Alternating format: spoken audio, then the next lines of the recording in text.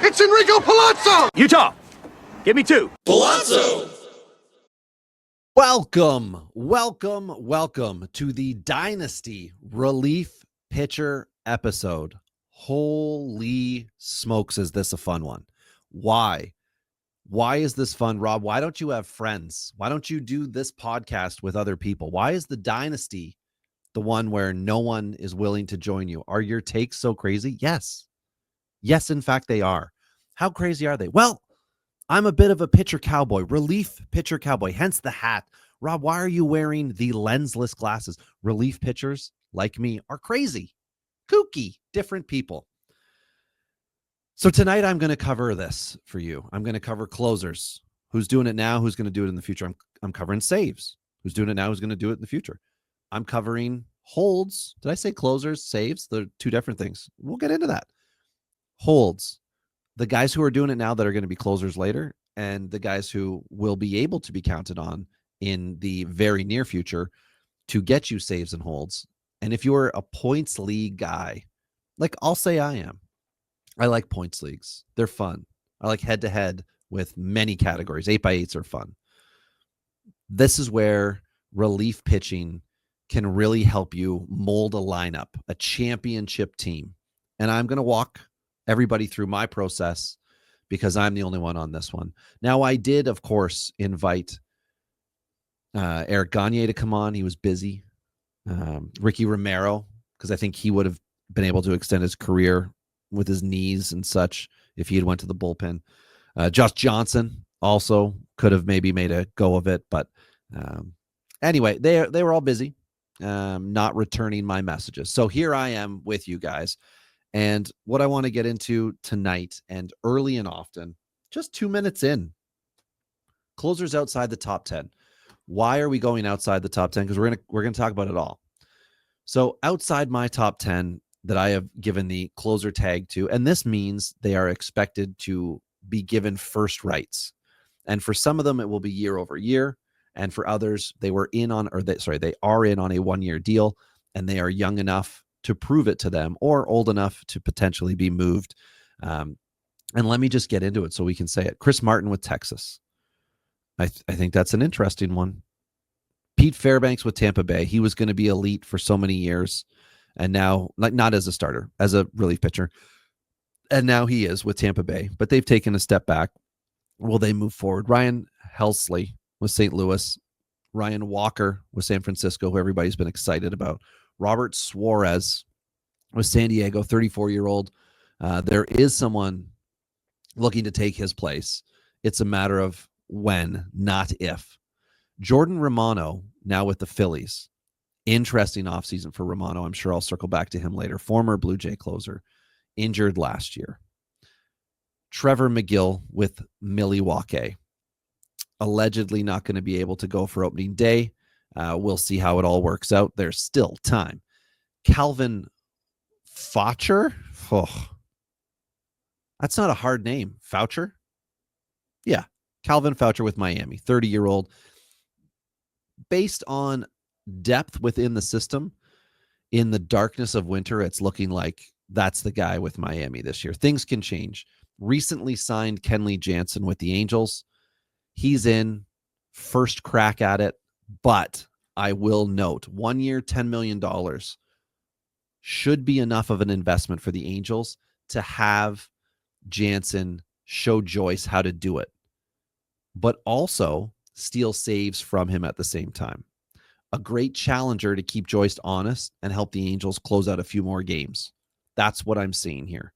I don't think Kenley Jansen is your 12th, 13th, 14th, and 15th save opportunity guy, if that makes any sense. I think he starts the year with them. Joyce will get the back-to-back day opportunity, but I think that this is Joyce's job to lose, not Jansen's job to hold, if that makes sense. You bring in a 37-year-old who's done it before, so you don't lose games. And the bonus is you would like him to teach your young guy. You know, you're going to talk in the pen about some things. You'd love for him to drop some knowledge there. Carlos Estevez with KC. This has been a fun one, right? Irsay came in last year post-trade with Oakland and saved, I think, 11 games. He had 14 saves on the year. 11 were with KC, a competitive team down the stretch. Estevez, why did he come in? Exact same reason Kenley Jansen came in. To confuse the situation for dynasty guys, well, redraft guys, really, everybody in fantasy, but also so that KC wins more games at the end of the day. And that's where it gets confusing. I think Urseg will get enough mentions tonight that I'll get into where he is on it, but we're tagging Estevez right now as the closer. Jason Foley with Detroit, it's a similar situation to who did I just mention? To Joyce, his job to lose, I feel. Liam Hendricks with Boston, there's also Chapman there. That's a fun one. But I think Hendricks should be the guy. Garrett Whitlock could potentially take over in that. We'll get to that. Rafael Iglesias with Atlanta, also, 35-year-old guy. He's their closer outside of my top 10. Ben Joyce, he's in the timeshare, as mentioned, with Jansen. But I think Dynasty, you just go with Joyce. And if this makes it cheaper to acquire him because there's some confusion if you're in a save-only league, I would go and look to Joyce in mid-April if Jansen's gotten, 4 of 6 or 4 of 7 save opportunities. Joyce is going to be the guy long-term. There's a 13-year age difference between them.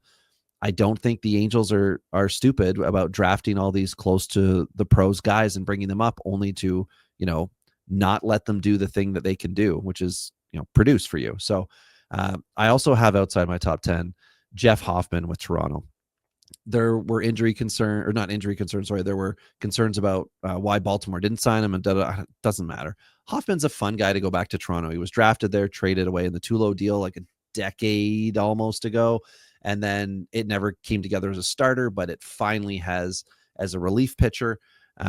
And good. So he's back. He's going to make some money, and he's going to close out for a team that's very interesting this year and could be very depressing the following 2 years of his deal. I believe it was a 3-year deal.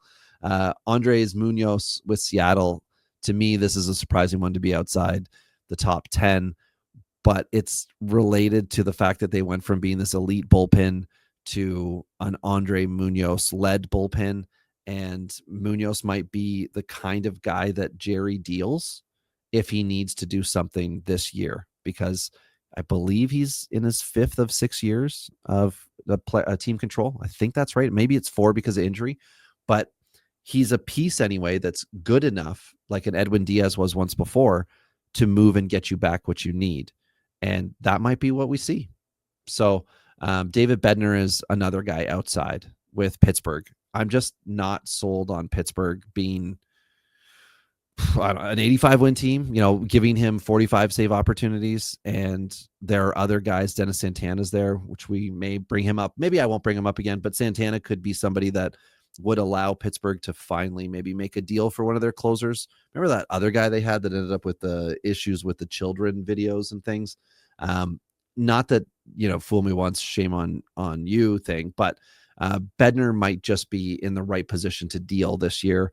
And that could screw things up with some of the other teams and, whatever bullpen he moves to, if that happens.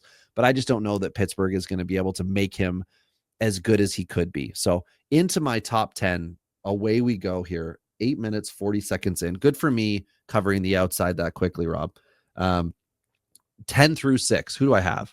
I'm starting it off with a fun one for me. Justin Martinez with Arizona.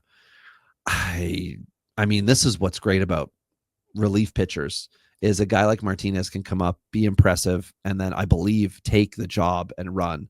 I think that's what's happening in Arizona, and I really think Arizona is a fun team. They're going to be, that division's so competitive. They're going to be fighting tooth and nail for every win they get this year. So his role is going to be very important for him. I hope he starts the year well. I hope he has, 5 saves the first 2 weeks or something crazy like that, because then Arizona is going to just be like, that's our boy. Throw him in, late 7th inning, 8th inning, give him the 5-out closes. Those guys are so fun. I hope that can be Martinez. Number 9, Alexis Diaz with Cincinnati. Meaning all of us in fantasy, think Cincinnati is going to be really good. They've had 1 year in the last 3 where they kind of achieved the goodness we wanted for them. Maybe this is another one, and Diaz will be the benefactor with a potential 35-plus save season. And not just this year. We're talking Dynasty, remember. So Martinez at 23, Diaz at 28. They have multiple years in front of them. I'm just assuming they're not leaving their current teams. right? You get into Minnesota, 27-year-old Joan Duran. That's an excellent option there. But what is Minnesota going to be as far as win total? There's always save opportunities, but win total and Duran health wise and whatever, very good closer. Lock and load him in. We've got Josh Hader in Houston. I don't remember if he signed an extension or whatever, or if he is about to, wander off, but it doesn't matter. He's just going to be a closer. He's going to be like a Chapman where people don't like him anymore because he's just been so good for so long, and he's still going to be able to compete. And maybe in like 6 years when he's same age as Chapman or Jansen, he'll still be signing deals and getting saves. Hader's good.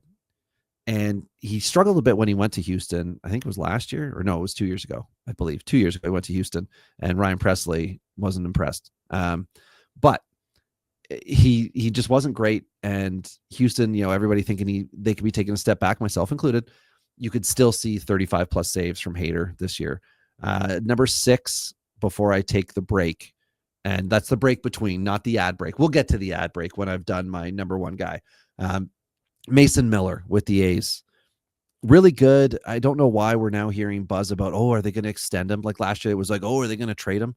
No, he's cheap. He makes things possible for the rest of your roster. You don't need to lock him down until he's like 2 years away from free agency. I think he's 4 right now. These talks are silly. Take the business out of baseball so we can enjoy him for 4 years. And then you can be like, is he going to leave? But at that point, he'll be in Vegas. And I think they'll be in Vegas. And we don't know what that park is going to truly be like. But Mason Miller on a team that tried this offseason to improve, which I appreciate in the A's. I like his save opportunities for the coming years, assuming we are in the same, he's wearing the same jersey, just in a different city. So those are my 10 through 6. Martinez, very fun. Unfortunately, no Dynasty shares of him, but I'm certainly looking to get him in my one redraft keeper league, not as a potential keeper, but just as I'd like to have one closer type guy who I think is legitimate, and that'll be the guy. Diaz with Cincinnati, Duran with Minnesota, Houston's Hader, and the A's Miller. That's it for me on the 10 through 6. Now, who do I have 5, 2, 1? Well, let me tell you. 1 second, everybody. 1 second. I'm pausing here. Why am I pausing? Want to make sure I have my speaker on properly because I did accidentally not have it on correctly before, but it looks like it's all right. So Govier, if you're listening, Mike Govier, excellent producer here. Also, obviously, the man with the Palazzo family. If I have done this wrong, I apologize, but I didn't mean to. So who are my 5 through 1? Boring. Okay, that's who it is. I've got Devin Williams with the Yankees. Boring, moved over from Milwaukee. I don't like it. I don't like when the Yankees bring in a closer. Makes it harder for the other team to beat them, and I want them to lose, okay? Felix Bautista with Baltimore is my number 4. I think Baltimore is going to pile up wins over the next several years. Bautista should be around for them. He hasn't, he's coming back from injury. He hasn't established himself as a year-over-year guy. So I think he's maybe high in my rankings. Maybe somebody would have preferred Miller Hader to be 4, but I just think the opportunity to win games will come around more often for Baltimore than Houston and the A's in the next 4 years. Just look at the depth of Baltimore, look at the roster, look at the moves they're making. They're not going all in on the pitching staff, but they're trying, and that's going to give opportunities to Bautista where the team comes back from down 2 in the 7th or 8th. He's in to close out what looked like it was going to be a day off for him. So Cleveland's Class A. I've got him at just good. Cleveland's good. I know Andrew Walters was interesting last year. Seemed like he could be coming up, and we'll get into him later, I'm sure. Number 2, and I got to say, I feel like this is going to be a fun one for people. Tanner Scott with the Dodgers. 4-year deal. He's averaging $17.3 million a year. Yeah, he's the closer, guys. I understand the Dodgers have millions and millions of dollars into their bullpen. But Scott is the new guy, fresh blood, will get first opportunity, should get most opportunities, and will definitely be down the stretch, guys. So in September, it's going to be Tanner Scott closing out games unless he has hurt himself every season, unless something horrific has happened. to his performance. Tanner Scott's going to be the guy for a long time. And then my number one, and he's been my number one on years before in different dynasty lists, is Edwin Diaz with the Mets. I mean, you don't have that entrance song and not be the best closer in baseball, right? Elite. But he's also so good, and the Mets are absolutely loaded, just like the Dodgers are. Cleveland could be the worst team the next 4 years in the top 5. I was going to say 8, but I don't know about the A's. So assuming the A's are competitive throughout that time, he could be Cleveland could be the worst team in the top 7. But I mean, they're good. They find a way, and they maximize their pitchers, like their starting pitchers, and they rotate guys in and out so that effective players are playing for them. So I think Class A is going to get a ton of opportunities. Scott, Diaz as well. So my 5 through 1, Devin Williams with the Yankees, and I believe pending free agent for future years. Felix Bautista with Baltimore. Cleveland's Class A. Dodgers, Scott, and Edwin Diaz with the Mets. There it is. Those are your closers. Podcast over. I'm just kidding. We're going to move now into, I'm segmenting one of my in-season things we do on the Palazzo podcast, where it is a Jesus take the wheel pick. And that's somebody who I'm just like hoping for greatness from, or at least hoping for good performances over the short term from. And we're going to start to talk now about the setup guys who could be getting it done over the next 2 to 3 years. But before we do that, I would like to play a fun ad for everybody. Sweet dreams you can't resist. N-E-S-T-L-E-S. A dream as sweet as this. N-E-S-T-L-E-S. Creamy white, dreamy white. Nestle makes the very best. N-E-S-T-L-E-S. Sweet dreams you can't resist. That ad is troubling. If you didn't watch that on YouTube, follow us on YouTube, rate us 5 stars on your Apple and Spotify for listening, subscribe on the YouTube, and then go to minute 1651 and watch that ad. I think that was Shannon Doherty, RIP. I have not seen that. That is confusing. It looked like it was for almond milk or love making. I'm not sure. But what a way to break up the Dynasty episode of Relief. I mean, I said before, kooky, Cowboys, right? All the accessories. We're coming through with it. Okay, so who are some Jesus take the wheel like guys for me? Who are the savers to be, the closers to be? Jesus, take the wheel, take it from my hands. And give him the ball, right? That's what you do. Take from the hand, give him the ball. So closer to be Seth Halverson. That is an excellent closer to be for Colorado. Tyler Kinley and Seth Halverson could be sharing duties for this year. Long-term, Seth Halverson. He was popular in Dynasty leagues this offseason. I was fortunate to pick him up in one where we drafted in August last year. And I kind of looked and I'm like, I don't know if he's perfect, but like very late round pick. I got him. And now he, came into Colorado rest of season, played very well. And it'll be him and Kinley. Justin Lawrence is even gone from Colorado, who looked like he was going to be the multi-year, future. And he's not in that position anymore. So Halverson is a hopeful guy. Of course, Colorado's the problem, right? You gotta win games and have close opportunities. But I think he'll be fine. Jeremiah Estrada, Halverson's 25. Jeremiah Estrada, 26-year-old San Diego. What is he, the fireballer? He's a real hurler. He can really get it done, chop him down. He's excellent. And he is going to take Robert Suarez's job at some point. It's a matter of when. But right now, he almost looks like he's third on their depth chart. Halverson looks like he's a 1-2. And Estrada looks like he's like a 2-3 on that depth chart. Luis Ursig is the other guy we mentioned before. He is potentially the setup guy if they go with Estrada as the guy, but long-term it's Ursig. And if he takes a step back as far as his depth within the organization right now, that's fine. Go get him there. Other guys of interesting note, the Mets are piled up with it. Like it could be AJ Minter and others. I've heard the rumblings of Libator with St. Louis possibly becoming a setup guy. That would be really interesting. Highly touted high school drafted guy traded from Tampa Bay. The starting thing just didn't work out. Last year he did a little bit of both. Became difficult because he wasn't doing well starting. So if you're putting him in for the start, that didn't go well. But then he slowly built up some relief pitcher value, very much like Mike Soroka did with Chicago, where he was very bad as a starter and then in the bullpen kind of settled himself out. Now Washington looks like they're putting him back in as a starter. So he's not going to get discussed tonight, but he's an interesting one if he does end up back in the bullpen. Cade Smith with Cleveland as the potential number 2. Taylor Rogers with Cincinnati, a potential number 2. Chapman in Boston as an older one. For all the Dynasty guys out there who still remember and love AJ Puck, that could be Arizona's number 2.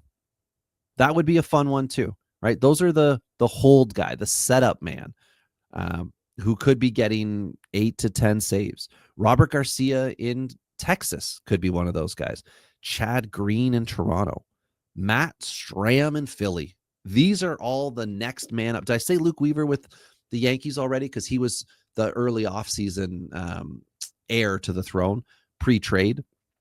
So Tyler Holton would be a step back because Bo Brisk is apparently in that conversation in Detroit. But what I will say on Detroit's behalf here, I'm just going to break it out into teams for us quickly because I have organized the hell out of my relief pitchers. It's sad how much time I put into this. I've got Bo Brisk as the number 2. He's a 27-year-old closer to be in Detroit. Jason Foley as the guy, and then Tyler Holton as the number 3. Now, I've heard of Brant Herter stepping into that potential role. And if Kenta Maeda gets booted from the rotation, I don't think they DFA him. I think they long man him. So don't get confused about like he's got a higher ADP, or he did in the start of the offseason. It's gotten worse. But what about Tommy Canley? I don't know, guys. He's 1 year and done for sure. Canley with Detroit, or maybe not done, but he's not your dynasty pick. He might be your redraft pick, but for dynasty, you're going Foley, Brisk, Holton. And you know what? I'm going to throw this out there. I'm going to reset the rest of this podcast to go through each of the teams. You're welcome, everybody. We're not talking about all these flyers. We are going here at minute 22 and 35 seconds. We are going with team breakdowns. Oh my goodness. I am a rebel. Atlanta. What's the situation in Atlanta? I don't know. I don't like it. Let's go to the A's. We've got Mason Miller. We've got a potential of Jose Leclerc, Tyler Ferguson, and then is it Michael or Michelle? Michael Otays. I shouldn't say the names if I don't know them, right? But he's the further back depth guy that could be interesting in Dynasty. Otanez. You tell me how to pronounce it in the comments. Look, I'm going to do this with my hand. Everybody loves my hand graphics. Down below, comment. That's sign language. And then if it all fails for JT Ginn, he could end up in that pen too, which would be interesting, right? Beto didn't have a good spring, or hasn't yet, at least from what I'm watching. I still think he's in the rotation, and I think they'll give him an opportunity, but Ginn might be the next man up. Beto could either be demoted or bullpen, and I don't think that's high-end guys here. But Leclerc, Ferguson, they're interesting. Arizona is Justin Martinez's team. Puck could be second, as mentioned. Then Kevin Ginkel, 31-year-old. He's your hold guy. So if you are in a league that values holds or counts closes as, say, 1 point or 1 click, and holds are also 1 click, don't worry about closers. Get a lot of the 2-3 guys who could step up. And of course, if you're like me, I said I wanted Justin Martinez. I thought he'd be the one guy I think would be interesting this year. Yeah, because I think he's got potential for 40 of them. Save, hold, mostly closes. Save, holds, mostly saves. But you could get a Puck or a Ginkel way further back, or even off waivers, if your league permits you to do that. And that's going to be just as effective. So you can go and load up your starters. You can take a couple flyers. You can go and load up your offense. You can go out and make trades to get better prospect depth, and then pick these guys up week 1, week 2, when you see how it officially rolls out, right? Is Ginkel the 3? Is Puck the 2? Okay, great. I'll take either. because odds are good in a week. If they have 3 opportunities, I'm going to see both of those guys 3 times. It's just a matter of when. Not to mention the hold category could be as effective for you because they don't have to end up with the team winning, whereas the closer obviously does. So the closer could have more blown saves, and your holds guy could end up with more help for you in that single category of save hold if they're combined. And if holds is a different category, as it is in one of my leagues, you need to kind of put equal weight to it, but you don't need to go and get the setup man. That's where the hold guy comes in very important, and Ginkel could be that guy. So now I'll talk about the Braves. I was hoping Ben would hop on just to talk about this, but the podcast would then stretch to 85 minutes, and we're not going to do that today. Who's the setup guy with Atlanta? Pierce Johnson. I think that's safe. And then Aaron Bummer, who we always want more from, could be the next guy. Grant Holmes looks like he's in the rotation.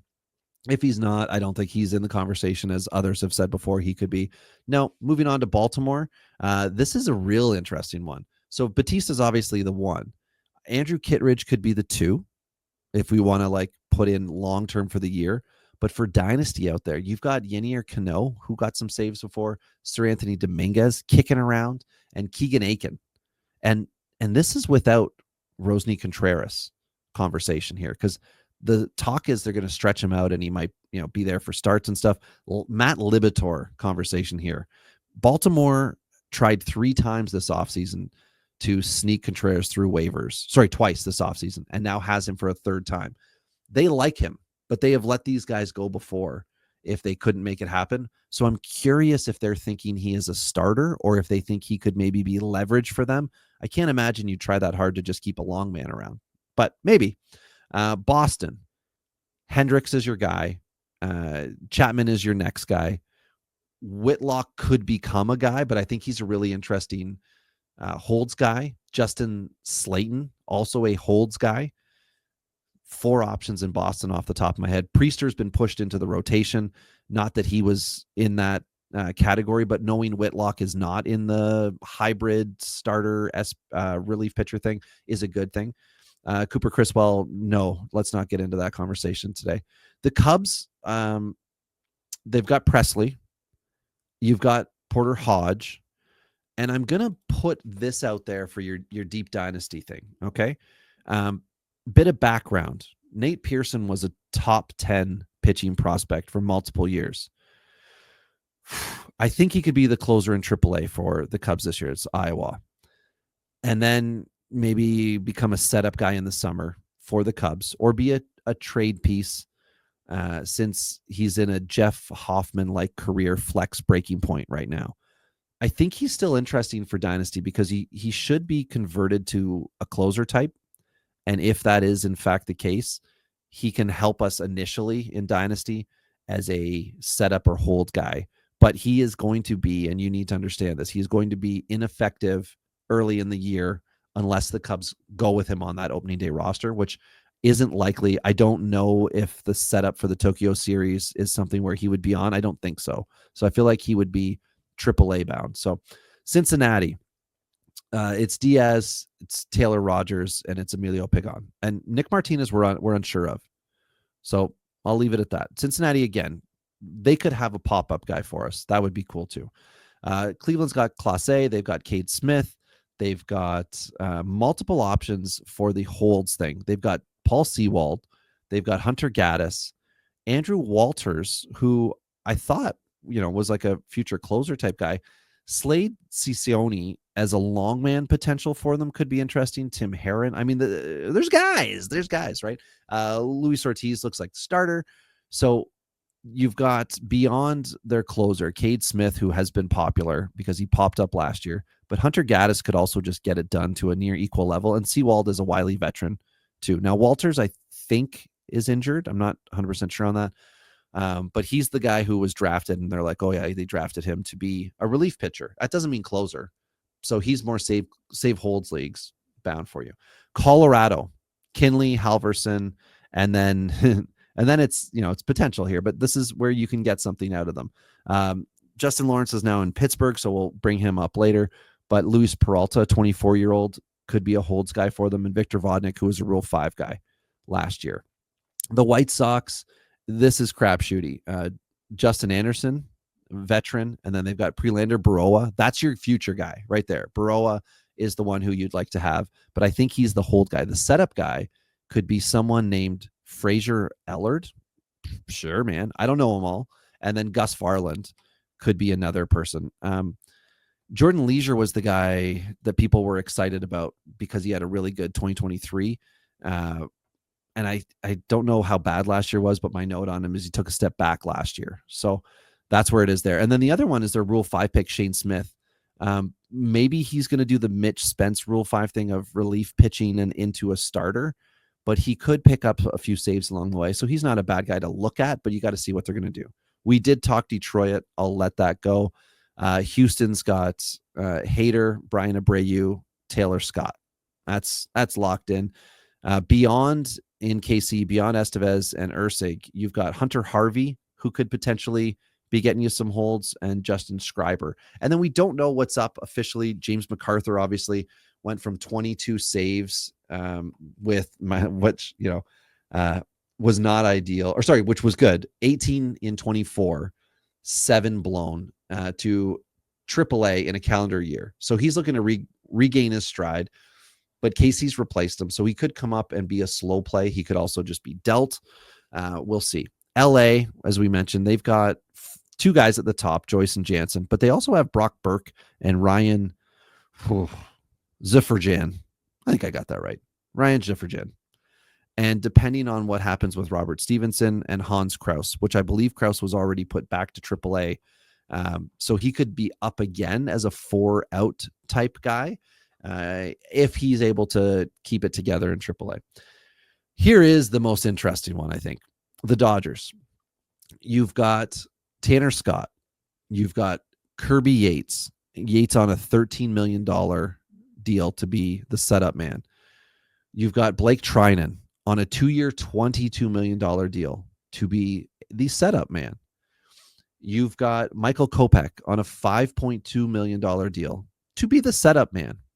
And you've got Evan Phillips on a $6.1 million deal to be the setup man. 5 guys all making multi-millions of dollars. And that's why the Dodgers are going to be able to win a lot of games and extras, because they could just get into a situation where they're tied and start running these guys out. 3 of them every night. They could do that all year if they needed to. Scott, Phillips, Trinan, Kopech, Yates. If you need the holds, you're going to want to go with a Yates Trinan combo for holds.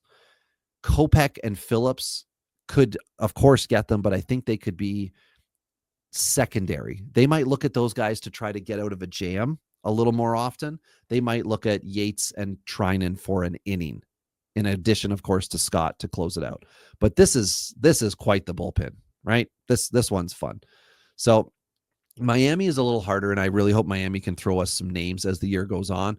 But Faulkner, Jesus Tinoco as the setup man, and then Anthony Bender. Those are the 3 I've got there. Milwaukee, also an interesting one. McGill looks like he's the closer. Obviously, if there's an injury, that'll change. Jared Koenig as a setup guy, and then the holds guy, Joel Payamps. Oh my God. Names is fun. And now Abner Abreu. Remember him from last year? Oh my goodness. He's out of the picture for today, but he could rebuild value in AAA. Maybe his spring is going better than I've seen to this point where they're talking about him. If the beat reporters are discussing the guy, there's a chance here. I think he could return as a holds piece, but it's based on control. And I don't think they're going to rush him into that. You could have Devi Garcia as well, who's in the organization. Nick Mears, Casey Hunt, Craig Yoho. Like, they're dudes that could do something here. So they could be a fun one to get some new names for us too. Always look at those middling type mid-80s wins teams, because they're saving games somehow. They're not blowing them. So anyway, Minnesota here. Duran's the big guy. Griffin Jacks looks like he is one of those fun setup next man situations. Cole Sands, Brock Stewart are your hold guys. This is good information. Good information I hope you guys like. Edwin Diaz with the Mets. But who's next? Well, AJ Minter I mentioned. Jose Buto could be another guy. Reed Garrett could be the other guy. They also have Clay Holmes starting. If it is a miss as Holmes is a starter, either he's nibbling and throwing too many pitches and they don't like it, or velo goes down and he's getting hit around, right? If he's given up, if his average against is like 280 or higher, they're gonna want to get him back in the bullpen to maybe go up a tick or two or lessen the pitches, or he's going to need a hell of a catching job from whoever is tasked with that to ensure his success as a converted relief pitcher. But they do have Daniel Nunez, Ryan Stanek, and Edbert Azole. Really? I have him on my notes. Oh my goodness. Edbert Azole could be a potential factor in the bullpen for Holds. We know the guy who's getting the saves, right? For Holds. Move now to the Yankees, which I almost just hate talking about it here, but we'll do it. Contractually obligated to talk about all 30 teams. So they've got Devin Williams at the top of the mountain. Luke Weaver, I mentioned before, is your hold guy, your de facto second. But Ian Hamilton was going to be a good hold guy. Fernando Cruz could really work himself into a holds guy. I would love to see that. And then, they've got Johnny Lasagna, Jake Cousins. Clayton Beater might end up doing that. Mark Leiter Jr. is still there. JT Brubaker's another one. There's possibilities. We're going to have to see how it all works out, but I'm putting the big four at Williams, Weaver, Hamilton, and Cruz in that order. So Cruz to me would be your cheapest option, and also somebody who I believe did he come from Cincinnati? Is that where he came from? I believe he was acquired, which to me puts a little extra value on him that they wanted to see what he could do, maybe step up. So Phillies, always fun in Philadelphia. Romano's the man. Stram is the secondary guy.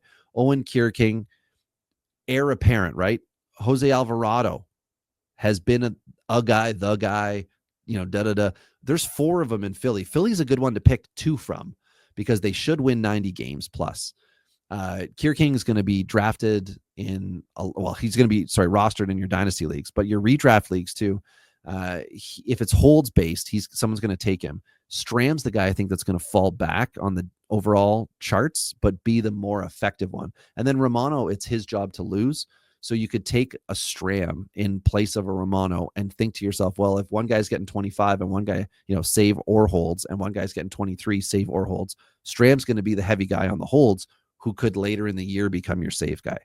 So if you're in a points league, let's say where a save is worth 2 and a hold is worth 1, or 1 for a save and 0.5 for a hold, Stram could earn more value for you down the stretch if it didn't come together with Romano, or there is in fact a shoulder issue that Romano's lost 24 didn't fix.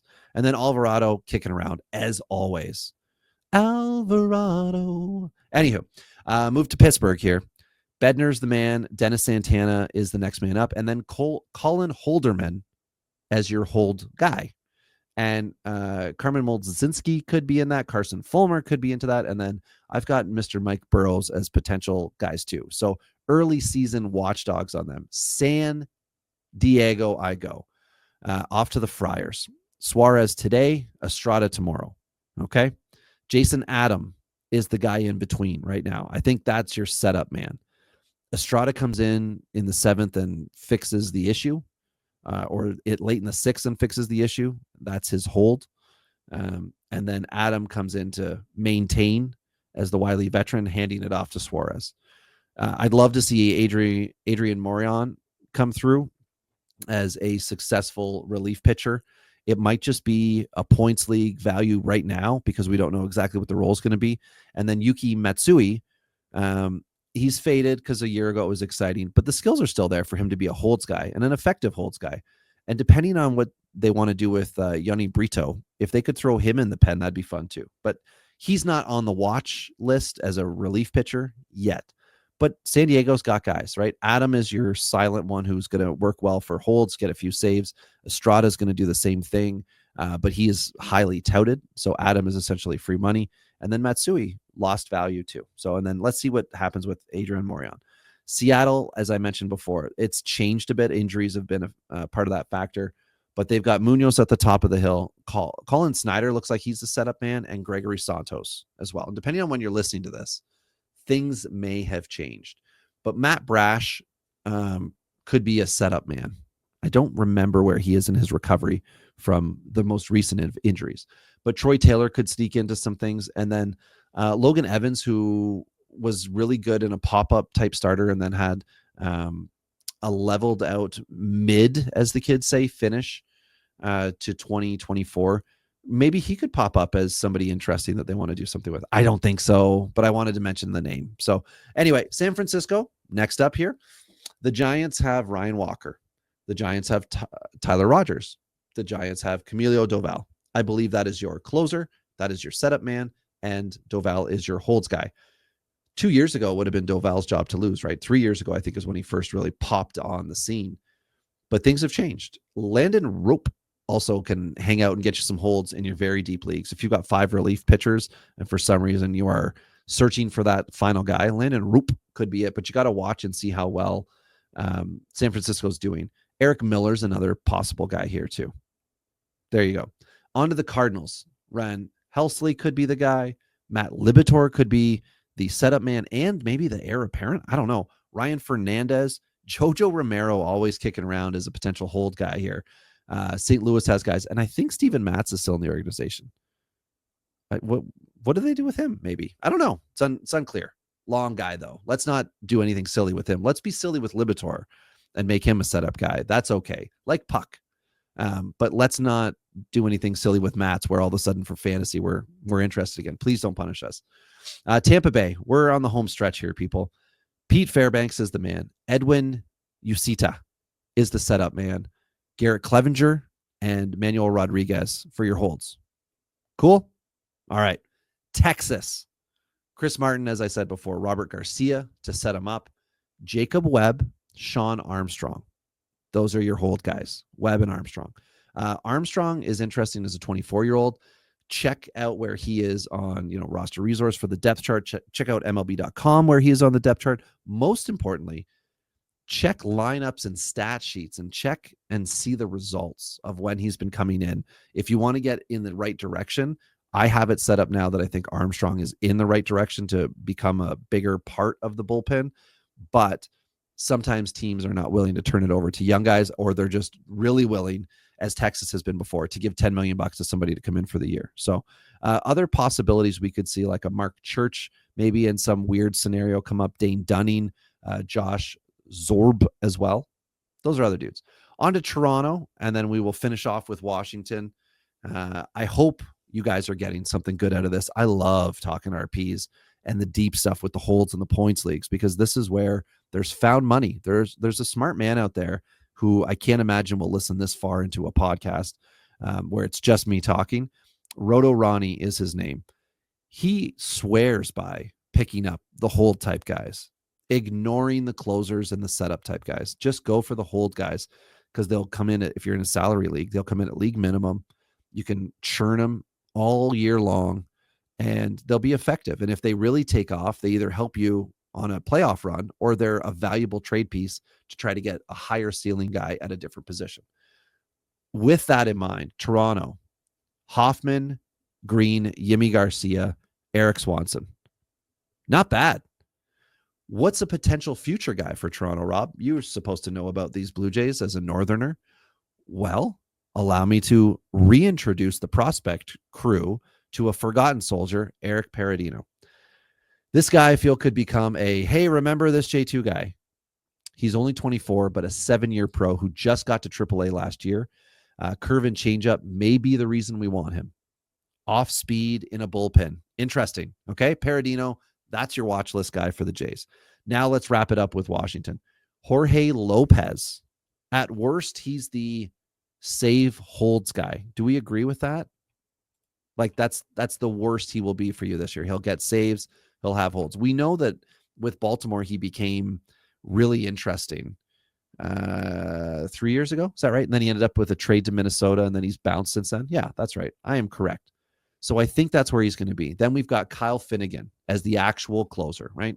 And there's a list here, including Shinsuke Ogasawara. I think I got that right. Who is a legit starter who just probably doesn't have MLB stuff to start, but may end up doing that if Soroka is not effective again. They might just swap in the bullpen. And if they do, the Soroka conversation will be save hold situation. And Finnegan, of course, doing the saves, but Soroka right there with Lopez. Other options for holds, you've got Lucas Sims, Jose A. Ferrer, who is a 25-year-old lefty. That's a fun one. And Derek Law. So those are the guys. I just went through so many damn names for dynasty purposes. Relief pitchers. It's fun, right? It's fun. It's fun to do this. It's fun to get this information, this list of names. I always suggest, if you can on your website, which I believe all of them do, they have a watch list. Throw a whole bunch of holds guys on watch lists, and then just go to like your 2-week summary as the year goes on, or maybe it's 10 days, depending on your website, and see how they're doing. Have they started to collect holds? Have they continuously been doing it all year long? Do you have someone that has value to trade that you could go get one of these guys off waivers and just keep chugging along? Then do it. Do it. It's not worth saying closers for 5 years, right? At most, closers for 3 years, and then next up guys within 3 years. The landscape will change, right? We've seen a few guys every year that get drafted. Kierking, Walters, what's his nuts from the Angels. They're all heir apparents. And Joyce is the guy I was thinking of. And some of them take the job and some of them don't. And then other guys come out of nowhere, as far as I'm concerned. Martinez being one of them with Arizona. They're fun. It's fun to do this. And I hope you guys enjoy this. I hope now you all have excellent relief pitching crops with your dynasty leagues and you're ready to rock and roll on the season. Man, I can't wait. Fantasy baseball is fun. Major League Baseball makes it fun. And I thank you guys for coming and allowing me to have fun. I am Robbie Baseball, part of the Palazzo crew, along with the rest of the fellas. I hope you will join us for one of those 3 live streams every week in season. Ben and I talking prospects, Mike, and Britton talking all of it Fridays and Sundays. And Sam and anybody else, join us on the Discord. It's free. Palazzo, 2 L's, 2 Z's. Hey, it's Enrico Palazzo! Utah, give me 2. Palazzo!